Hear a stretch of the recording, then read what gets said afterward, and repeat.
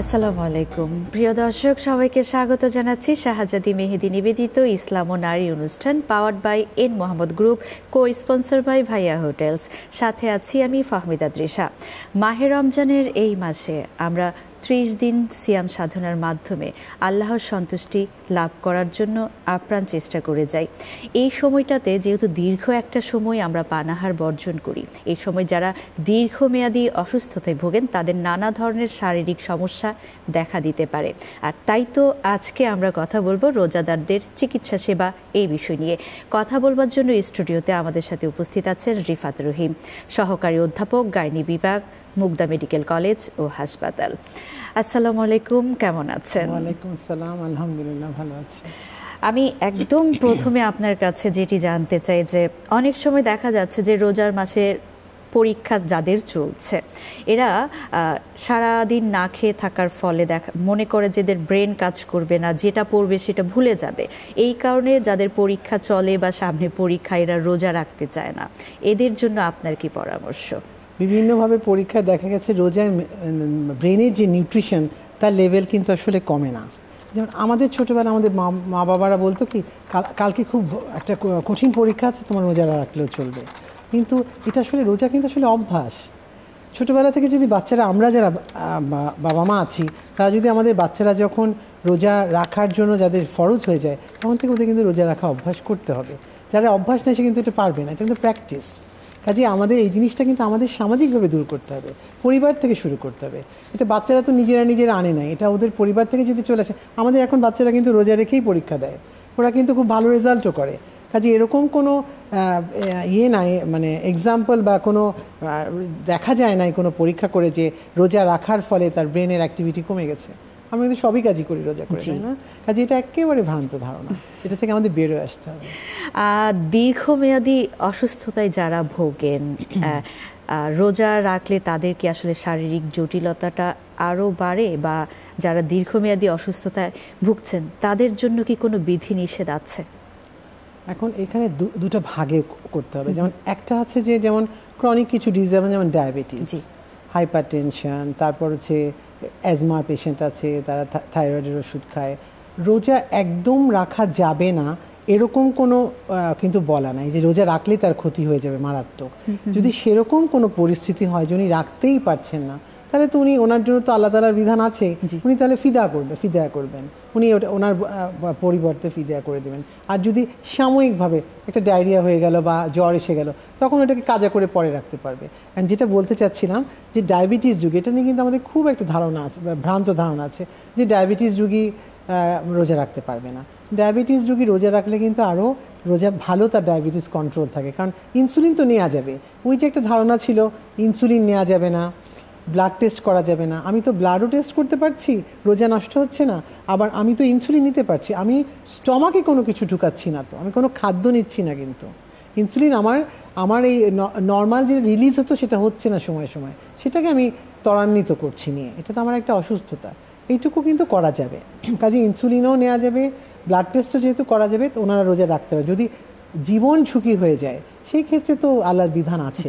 অনেকেই দেখা যাচ্ছে যে রোজা রাখছে না, তাদের অজুহাত হচ্ছে যে আমার প্রচুর পরিমাণে গ্যাস্ট্রিক, আমার বুক জ্বালা পোড়া করে, আমার এই ধরনের সমস্যা হয়, পেট ব্যথা করে, এর জন্য রোজা রাখতে চায় না। সো তাদের জন্য পরামর্শ এবং কোন ধরনের খাবার সাহারি বা ইফতারে গ্রহণ করলে তারা আসলে এই গ্যাস্ট্রিক বা আলসার জনিত সমস্যা থেকে রোজার মাসে সুস্থ থাকবে? নবীজির ওই কথাটা ফলো করি, অর্ধেক পেট খাবো, অর্ধেক 1/3 খাবো, 1/3 পানি খাবো আর 1/3 খালি রাখবো। তাহলে কিন্তু একদম এই যে খাওয়ার পরে যে একটা অস্থিরতা, অ্যাসিডিটি, আমার তো মানে শ্বাস নিতেই কষ্ট হয়, ডায়াফ্রামের মুভমেন্টেই প্রবলেম হয়ে যায়, এমন ভরপেট খাওয়া হয়। ওটা আমরা করবো না, 1 নাম্বার। এবং খাদ্য তালিকাতে পরিবর্তন করতে হবে। আমি যদি এখন সেই বুট ভাজা, মুড়ি, তারপরে পেঁয়াজু, বেগুনি, মানে সে জিলাপি সব কিছু খাই, সারাদিন পেটটা খালি ছিল, হঠাৎ করে এগুলো সব নিয়ে বসলাম, তাহলে কিন্তু আমার অ্যাসিডিটি হবেই। শরীরেও তো একটা নিয়ম, একটা ক্ষমতা আছে। তাহলে আমি যদি আমার খাদ্য তালিকাতেই আমি যদি আসলে রোজাই রাখতে চাই, এটাকে যদি মানে আমি খাদ্য উৎসবে পরিণত করতে না চাই, রমজান মাসকে যদি আমি আমার সিয়াম সাধনা থেকে আল্লাহর সন্তুষ্টির জন্য করতে চাই, আল্লাহর ইবাদতের জন্য করতে চাই, খাদ্য উৎসবে পরিণত না করতে চাই, তাহলে কিন্তু আমরা রাখতে পারবো। যার এই সমস্যা আছে ঠিক আছে, এমন যদি তার সেরকম পরিস্থিতি হয়, অনেকের হয় ব্লিডিং হতে পারে, মানে পায়খানা রাস্তা দিয়ে রক্ত যাচ্ছে, বমি হচ্ছে অনেক বেশি, সেটা তো অন্য সিস্টেম, তার জন্য তো আল্লাহর আলাদা বিধান আছেই। জি আপা, কিন্তু এরা কিন্তু খাদ্যাভ্যাসে পরিবর্তন করে আরেকটা হচ্ছে একটু অ্যান্টিঅক্সিডেন্ট খেতে পারে, যখন খুব বেশি একটা অ্যান্টিসিড খেতে পারে। আপা আপনার কাছে ফিরে আসছি, তার আগে যাচ্ছি একটা বিরতিতে। প্রিয় দর্শক, সময় হয়েছে শাহজাদি মেহেদি নিবেদিত ইসলাম ও নারী অনুষ্ঠান powered by N Mohammad group, co sponsor by Bhaiya hotels. ছোট্ট একটা বিরতিতে যাবার, ফিরে আসছি কিছুক্ষণের মধ্যেই, সাথেই থাকুন।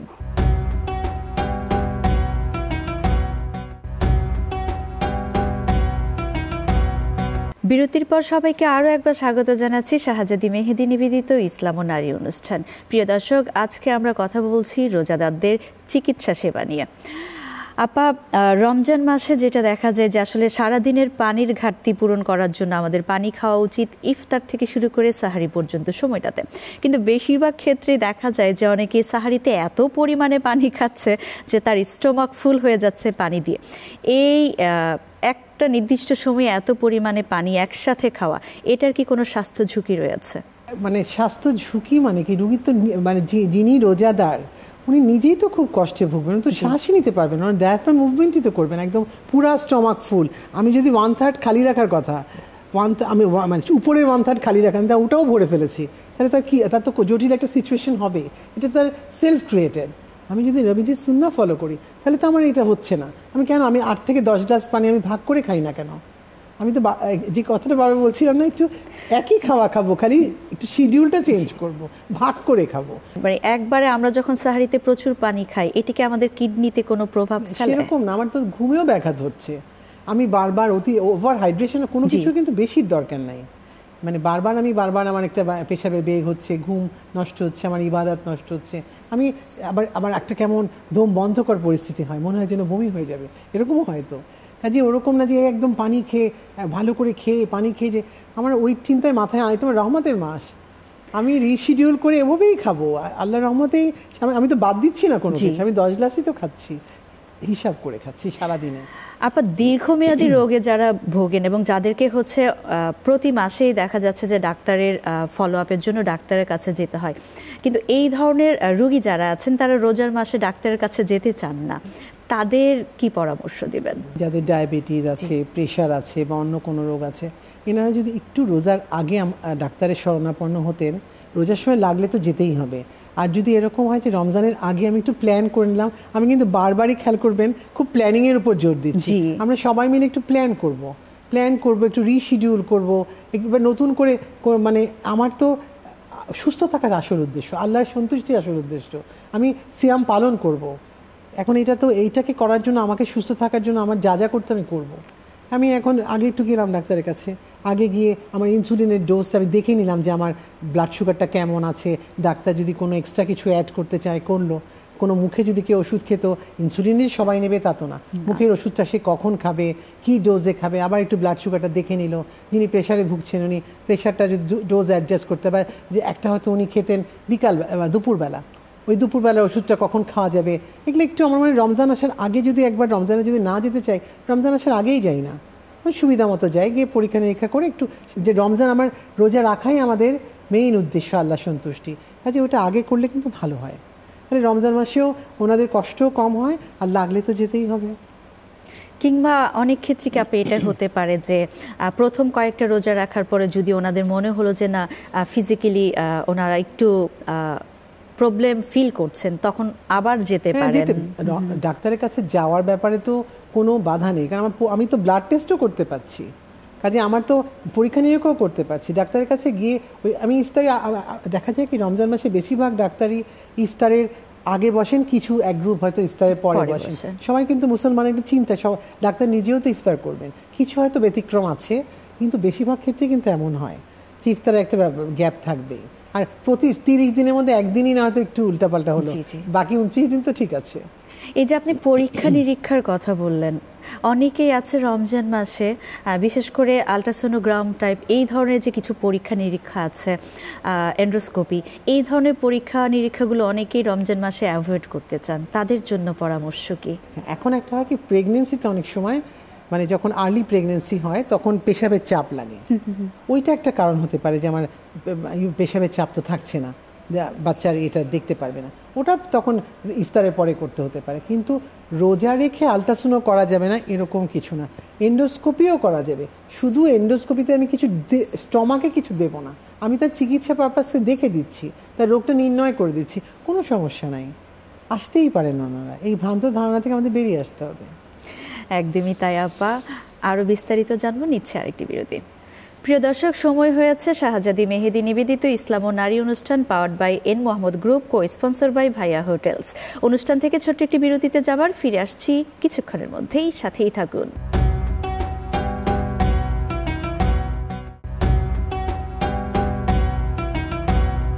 বিরতির পর সবাইকে আরও একবার স্বাগত জানাচ্ছি শাহজাদি মেহেদি নিবেদিত ইসলাম ও নারী অনুষ্ঠানে। প্রিয় দর্শক, আজ আমরা কথা বলছি রোজাদারদের চিকিৎসা সেবা নিয়ে। আপা, অনেকগুলো বিষয় আপনি আমাদের সাথে ইতিমধ্যেই বলেছেন। রমজান মাসে যারা অসুস্থ আছে, বিভিন্ন ধরনের রোগী তো আছেন এবং বিভিন্ন রকমের মেডিসিন, ড্রপ, স্যালাইন আমাদের অনেককেই অনেক সময় গ্রহণ করতে হয়, এবং রমজান মাসে অনেকে আসলে এই ধরনের ওষুধগুলোকে এড়িয়ে যেতে চান, তাদের জন্য পরামর্শ। আইভি ইনফিউশন যেটা আমরা স্যালাইন দেই, সেটা কিন্তু শরীরে ইনফিউশন হিসেবে দেওয়া হচ্ছে, গ্লুকোজ আছে, এটা কিন্তু দেওয়া যাবে না। আচ্ছা, যদি ইমার্জেন্সি হয় সেই সময় তার জন্য রোজা, ওটা সে রোজা রাখলো না, বা যদি প্রয়োজন হয় রোজা বন্ধ বা ভেঙে ফেলার, জীবনের ঝুঁকি নিয়ে আল্লাহ তো কারোর উপর কোনো জুলুম করছেন না, সে পরে রেখে নেবে।